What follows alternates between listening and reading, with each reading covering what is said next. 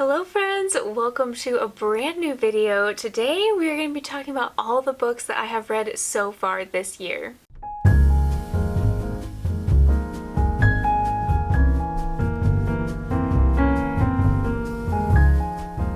As you all know, I am super awful at keeping up with wrap-ups, and from here on out, I'm hoping to do them monthly this year. We'll see what happens, but they just always get away from me. Like, I end up finishing a book within 2 months, so I'm like straddling the month line, and then I just get confused which books I haven't read or haven't talked about. It's a whole thing. These are not my favorite videos to film. That being said, we're gonna approach this in a different way that's a little bit easier, but also just more fun for me to film as well. So the way we're gonna do this is we're gonna talk about my ultimate favorite books that I have read so far. We're gonna talk about my really big disappointments. Stay tuned for that, because I can tell you I definitely have about 4 or 5 pretty disappointing books so far this year. Then I'm also gonna be talking about kind of some honorable mentions, I guess you could say. These are books that they deserve to be mentioned because I did like them and I would still recommend them, but they were just okay to me. They weren't like amazing, you need to go buy these right now, but I still enjoyed my time with them, even if I did have a couple different issues with some of them. And then at the end of this video, or near the end, I decided to talk about graphic novels and manga, because you guys know I read a lot of those, and I have read a lot of manga so far this year, so I thought I would go ahead and just kind of put those near the end in case you're someone that isn't a huge manga reader, you don't care as much about manga, so I thought I would put that portion at the end of this video. So let's just go ahead and jump right in with the 25 books that I have read so far this year. Today's video is not sponsored, but fueled by Chick-fil-A lemonade, which is truly the best lemonade. I am definitely gonna need it during this long video. So my absolute favorite book that I have read so far this year that I think is going to be very hard to top is Finley Donovan Knocks 'Em Dead. You guys know that I was anticipating this for so long. The first one was just hilarious but totally unexpected. I had no clue I was going to love it as much, and I heard this is supposed to be a 4-book series. This second book did not let me down at all. I feel like sometimes second books can have like a second book syndrome, but this book just brought those same vibes to the table. We had the humor, we got the same exact shenanigans from our 2 characters that are best friends. Like, literally, I enjoyed every second of this book. I can't dive too deep into this book, but let me just say that I was laughing out loud as much as I was with the first one, especially the intro to this book. Please buy this immediately. It's so good. My only issue with this one is I really wanted to see a little bit more of Vero, which is our side main character. I really think we are going to go into that a little bit more in the third one, and I also really am actually invested in the love interest or romance of this book, which typically, you all know I'm not a huge romance reader, so that was also shocking for me. I literally can't talk enough about this book without getting into too much detail. I really don't want to accidentally spoil something, but this is so far my favorite book that I have read so far. Coming in at a close second is Crescent City by Sarah J. Maas. If these tabs don't say something to you, I don't know what does. There's just something so satisfying about the sound of tabs and just tabbing up a book. I don't know. I'm obsessed. I have put this book off for so long because I was terrified it was going to be way too over my head. I kept hearing all of my friends say they really liked this book, but it was also extremely confusing. So I was very off-put by that. The Agatar series I really loved, and then the Throne of Glass series, or I should say Throne of Glass, I only read one. I was totally opposite opinions on those. Hated Throne of Glass, loved Akatar, so I was really concerned going into this. And then House of Sky and Breath came out, and everyone on Bookstagram convinced me to finally pick this up, and I really wish that I had picked it up sooner. This book is very confusing, and I think Chandler from Chandler Ainsley described this book as trying to put so many different genres in this book. Like, it really feels like its own thing, if that makes sense. So that is confusing, but as you're going through, I couldn't tell what this book was trying to fit. There wasn't too much steam in this. I was surprised that there wasn't as much like steam as I thought there was gonna be, although I've heard the second one gets crazier. So if you guys know anything about Sarah J Maas, I'm sure you already know what this book is about. We have our main character whose friend gets murdered, and then she ends up teaming up with this other guy who's the love interest, and they end up basically just trying to solve this mystery. So again, you have mystery thriller or thriller thrown in there as well. So this book was just such a hard thing to pinpoint, but I think that's what I loved about it. It always kept me on my toes, and I've already started the second one. Proud of myself for finishing this one, and I'm also tabbing the other one, which is just so satisfying. But yeah, anyways, I'm so glad that I finally read this. The next book that I absolutely adored is Gallant by V.E. Schwab. I don't think this is going to come as a surprise to you. Anything V.E. Schwab writes, I have never given anything like below 4 stars that she's written, and I loved this one. The only issue that I had with it was the very end chapter, I think, where there was just this moment where it was cool because it tied in with the rest of the story, but it had me feeling really empty. I didn't have any emotions at the end. I didn't really even have that many emotions at the very beginning or the middle of this book. It's very much a Secret Garden gothic vibe, which I really loved, but it was almost too similar to The Secret Garden, where I really wanted this to stand out on its own.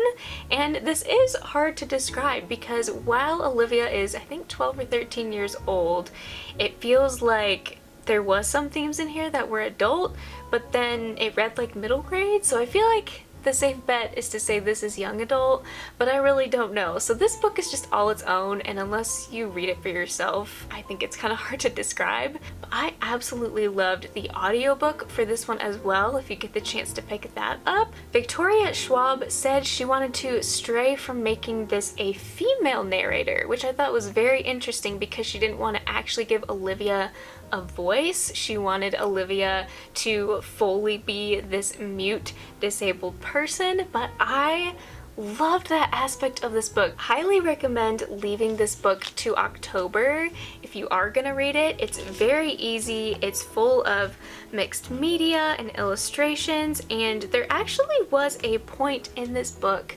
It's about in the middle, and it has to do with a letter.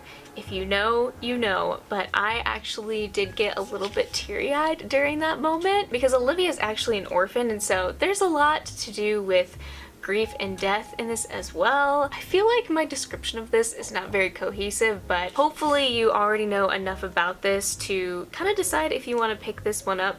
All of that to say, this wasn't quite a 5-star for me, but still really recommend it because I did enjoy the ride up until the ending. My next favorite book that I read is The Humans by Matt Haig. I adore this cover. It just makes me laugh. I've been putting off reading another Matt Haig book for quite some time now, just because I really did like The Midnight Library, and I was just scared I wasn't gonna like any of his other books, but I was pleasantly surprised by this. There was so many life lessons, quotable moments. This is definitely an adult dark comedy, but there was enough throughout that really kept me reading and intrigued. We have this alien character, this alien figure that's coming down to Earth and is trying to figure out human life. What's the difference between human and aliens? The goal is for these aliens to take over the planet or Earth. And this alien gets involved with a certain family, but just know that this book is one that you probably will never forget. And Matt Haig is so good at just studying humanity and talking about humanity. You can really tell that he puts his past experiences and emotions into his writing. Like, I love his writing. Even if sometimes his stories aren't my favorite, his writing is like one of my all-time favorite authors, and I just really appreciated this one for so many different reasons. But if you're looking for something really different, maybe that you've never read before, definitely pick up one of his books. So now getting into my very disappointing reads. I have 3 that I was very sad that I didn't like. I was praying and hoping that these books would hold up for me, but I don't know about these authors anymore. I actually don't have these books because I've already unhauled them, or I didn't own them because I was scared going into it that if I bought the book, I wasn't gonna like it. But first of all, let's just start out with my least favorite. Probably one of my least favorite books or mystery thrillers I have ever read. That is Pretty Girls by Karen Slaughter. There is so much I want to say to rip apart this book, but I'm gonna try to say it in a nice way. So I feel like a lot of people go into this book very skeptical and scared because of the subject or content matter of this book. And let me just say, while that was very uncomfortable, that isn't the biggest reason why I dislike this book. If I had to compare her writing to someone else, I feel like it would actually be Taylor Adams that wrote No Exit, because there's a lot of gore, it's more action-packed, it's very domestic and a little bit psychological. So I feel like this book I just did not get any thrill from. I think it took me like a solid 2 weeks to finish this book. I just didn't like any of the characters. It was very slow at parts. The ending was very anticlimactic. I was expecting like a big boom or a big shebang or a big reveal, just something to make it worthwhile my experience reading this, and it just wasn't worth it for me, and I'm really sad. Definitely go into this book reading the trigger warnings, because I feel like there's just about anything imaginable in this book. Again, that wasn't the reason why I gave it such a low rating.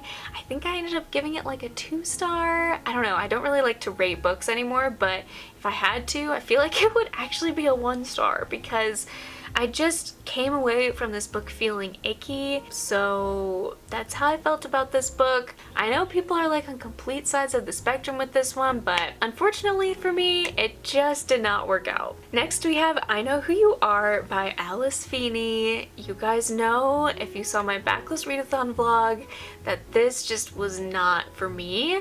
I really enjoyed it. It was actually like a 4 or 5 star leading up until the end, and everybody's like, Olivia, I need to know what the heck happened with this book. And when I have told them literally 1 word about the ending of this book, everyone's like, nope, I'm out. I think my trust has been broken with Alice Feeney.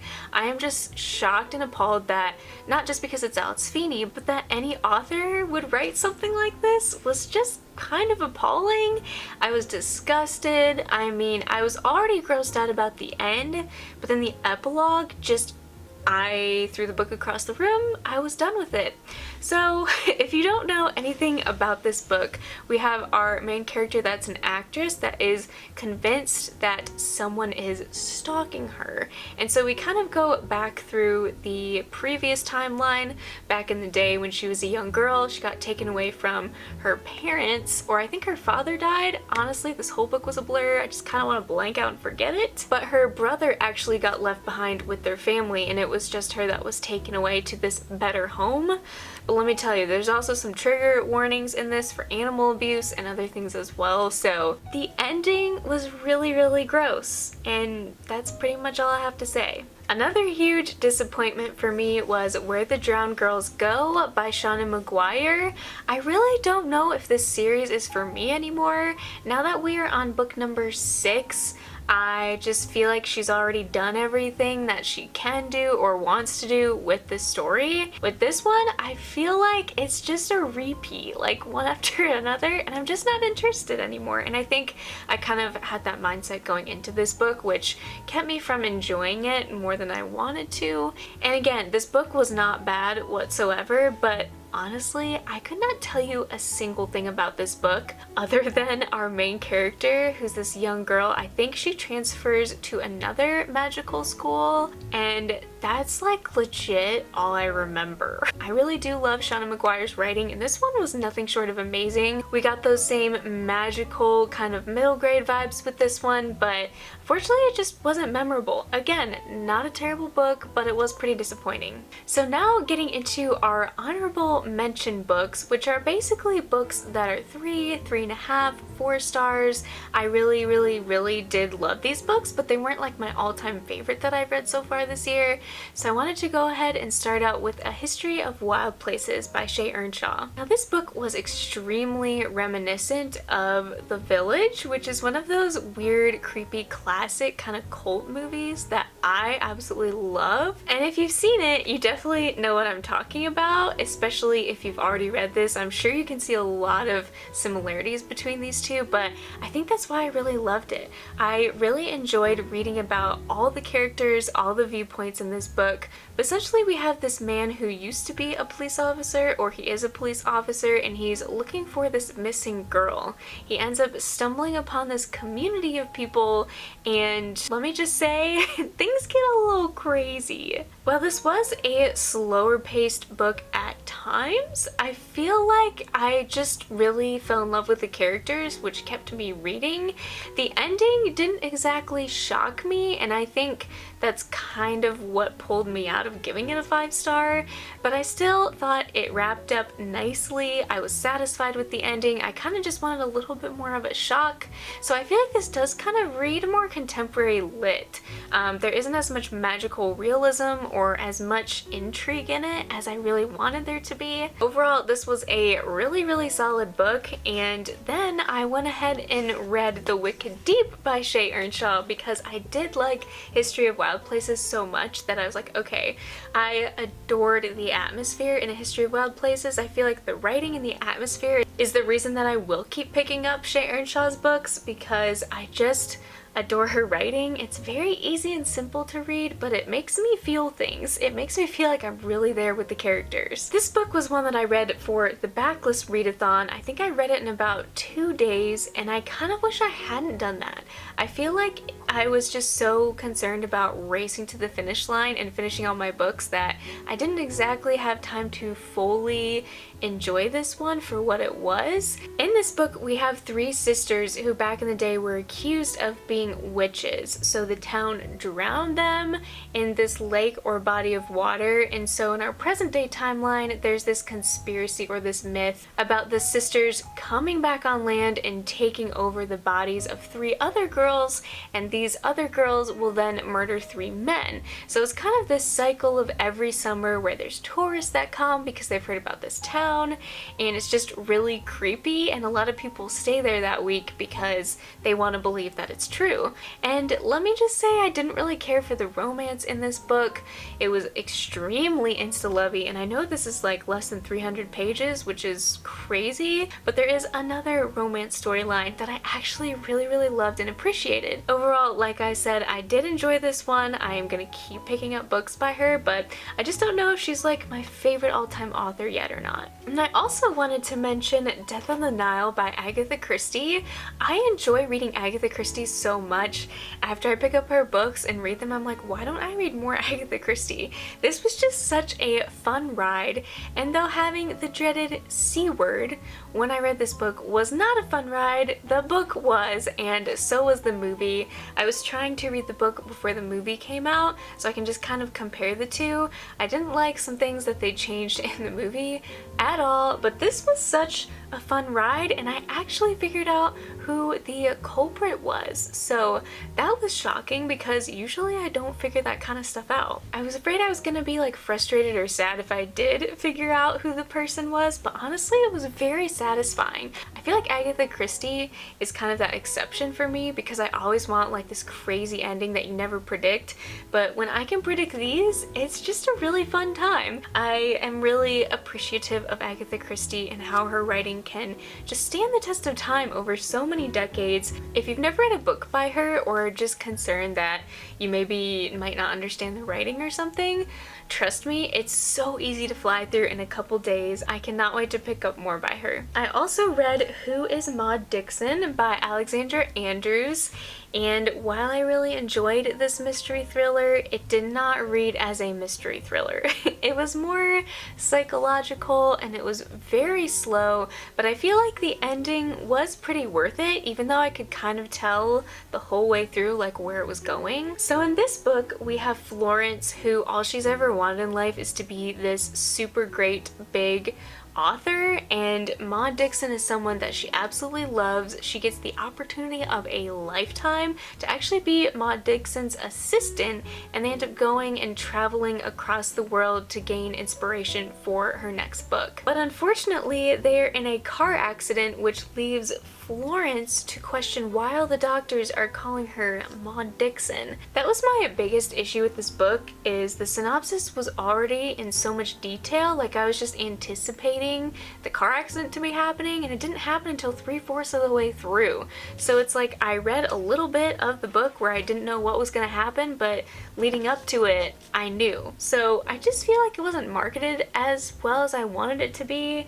And like I said, it's definitely not super mystery thriller, but I really did enjoy the writing. I enjoyed the characters, and I am still interested in picking up more by this author in the future. Next, I have A Winter's Promise by Christelle Debos. This is a young adult fantasy book where our main character is forced into this arranged marriage. So even if it sounds like it's going to be this romantic, magical, like fantasy book, it's really not, because she despises this guy that she is supposed to marry.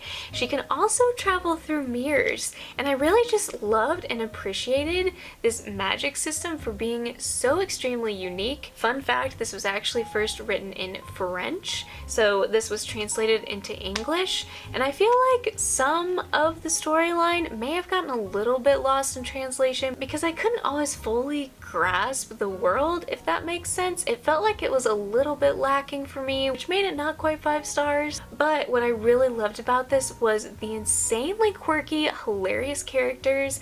I loved our main character so much. I feel like her personality is extremely similar to mine. This is part of a 4-book series, and honestly I just want to own all of these for the cover, but the story doesn't have me like super intrigued to pick up the next one anytime soon.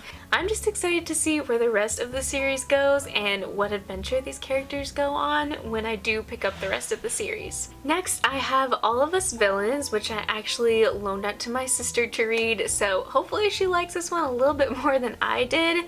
But this book kept me from giving it 5 stars because it felt like an exact replica or ripoff of the Hunger Games, but just including magic with it.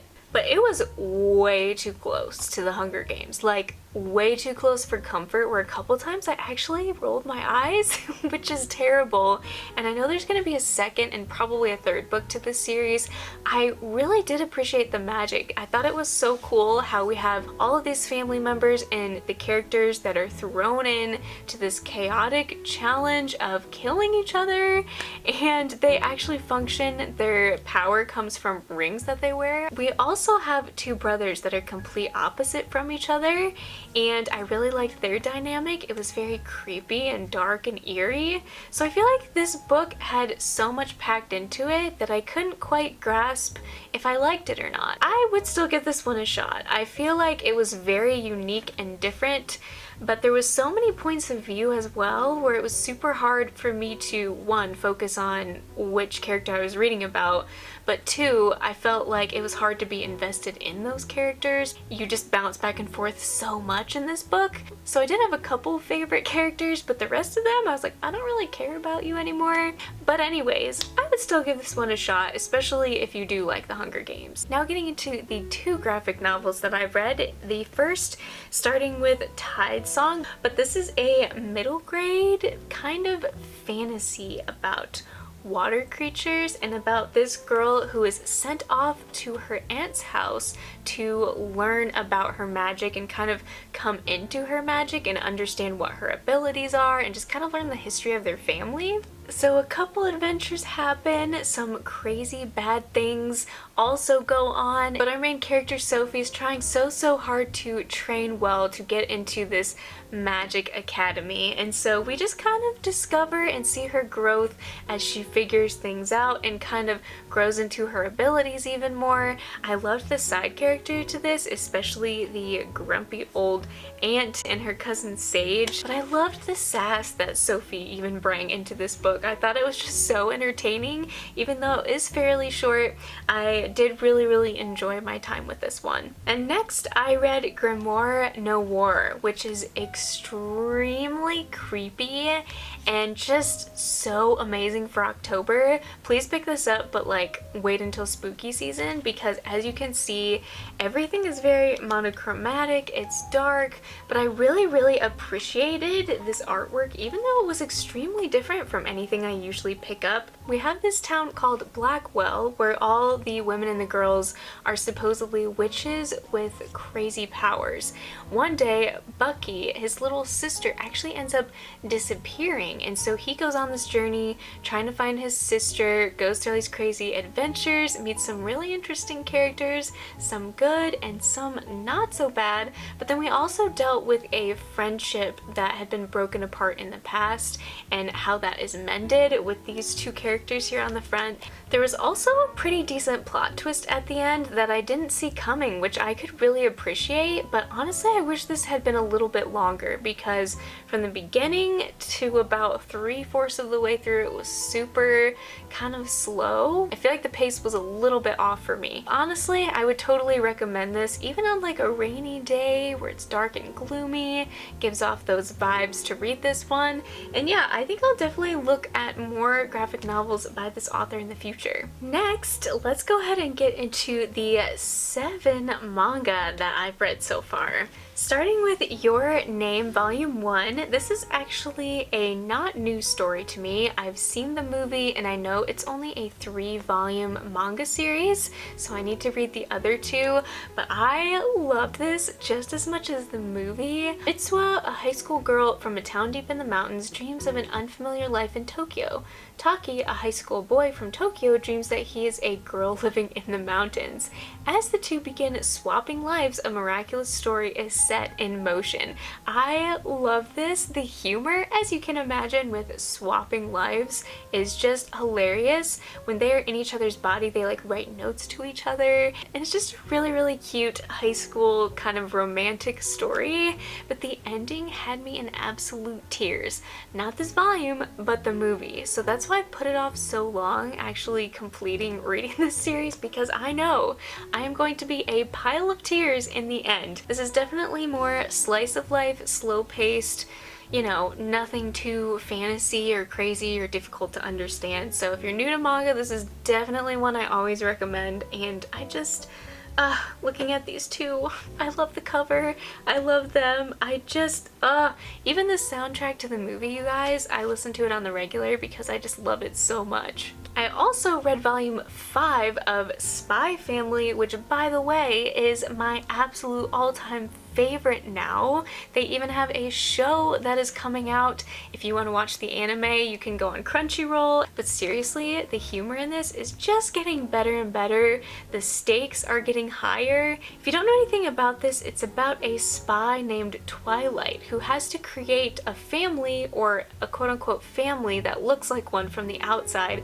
So he goes to this orphanage, he adopts this girl named Anya, he finds himself a wife. But anyways, the goal of this story is for Twilight to crack open the headmaster of the academy. He has some type of crazy plan going on behind the scenes, and so Anya goes into the school, tries to make friends with the son, and she just I cannot explain this to you unless you read it or watch the show.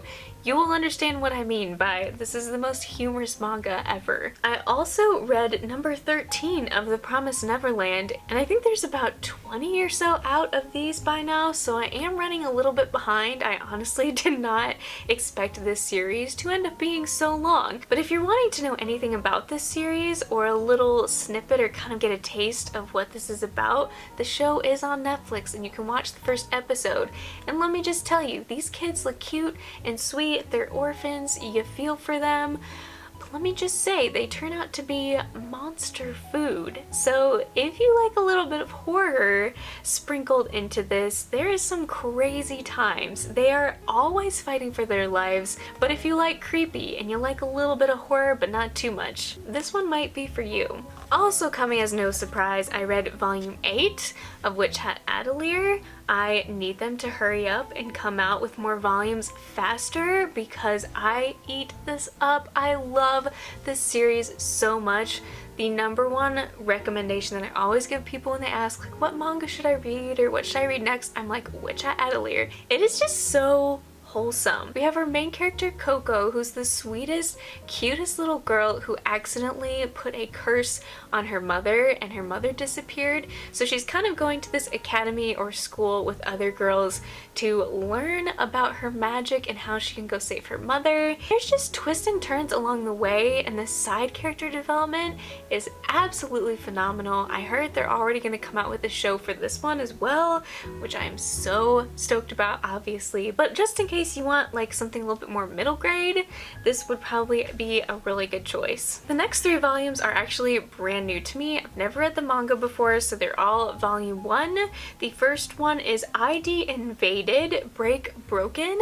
The cover to these are absolutely amazing and phenomenal, but unfortunately the story was more like a 3-star for me. I usually don't rate manga, but if I had to, that's probably what I would rate it. We had this guy who is driving on a highway.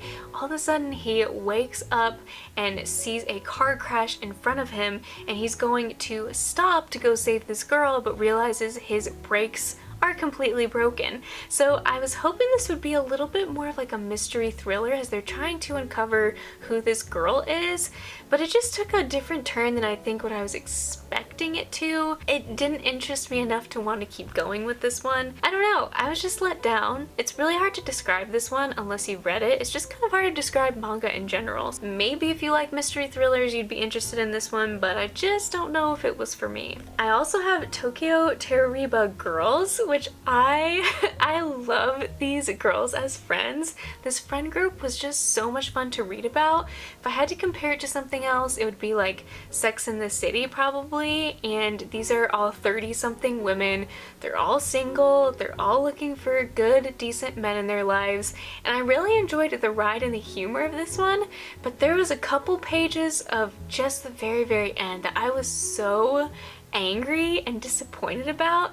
The mistake our main character makes was so aggravating. I was like, why would you do that? I was so upset. That's not to say I won't continue the series, but in all honesty, the ending made me like not care anymore about the main character, which is bad. But if you do like some fun, humorous, more adult themes in your manga, I would give this one a shot. It was a really fun, enjoyable ride, but I hate it when books break my heart at the very end. So this one was more like a 4-star for me. Definitely recommend picking it up if you like those crazy, kind of like feminine vibes in your manga. And last but definitely not least, one series that I'm absolutely looking forward to continuing is Freyren Beyond Journey's End.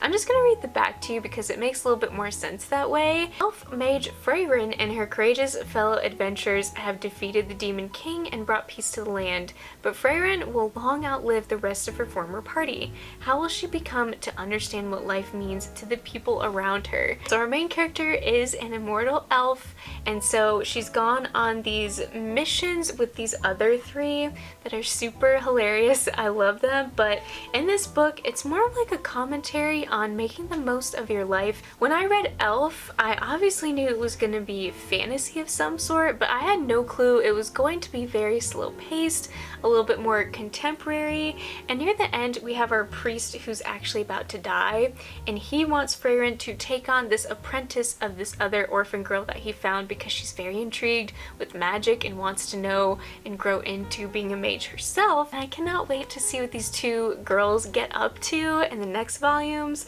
And yeah, this was just like a really wholesome story that really caught me off guard. I really didn't think I would like it as much as I did. Well everyone, that is all the books that I read in January, February, and March. My goal for this year was to read 75, and I've already read 27 at this point, so we're doing great. great. We're getting off to a great start. Let me know before you leave if you guys like the format of this video. It's kind of hard for me to like categorize certain things, but I figured I would always put my favorites at the very beginning. I know you guys like to hear about rant reviews, so I wanted to include the books I really didn't like, but of course I love talking about manga and graphic novels too, so hopefully you guys liked the way I arranged this video. Kind of something new I just wanted to try, but honestly I am hoping to go back to doing monthly wrap-ups. It's really hard for me to even remember what the heck I read, like the details of the book, and that's why I'm trying to get back to also writing reviews on Goodreads, but it's just really hard to keep up, you know? So I'm hoping to go back to monthly wrap-ups starting in April, but I just wanted to catch you guys up on all the books that I have read so far this year. If you're not following me on Goodreads, that's always an amazing place to keep up with me so you know what I'm currently reading. But thank you so much for sticking around and watching this video. Before you leave, drop me a book stack emoji because as you all know, this was a giant wrap up. I hope you guys love this video. Thank you for watching. I love you so much and I will see you in my next one.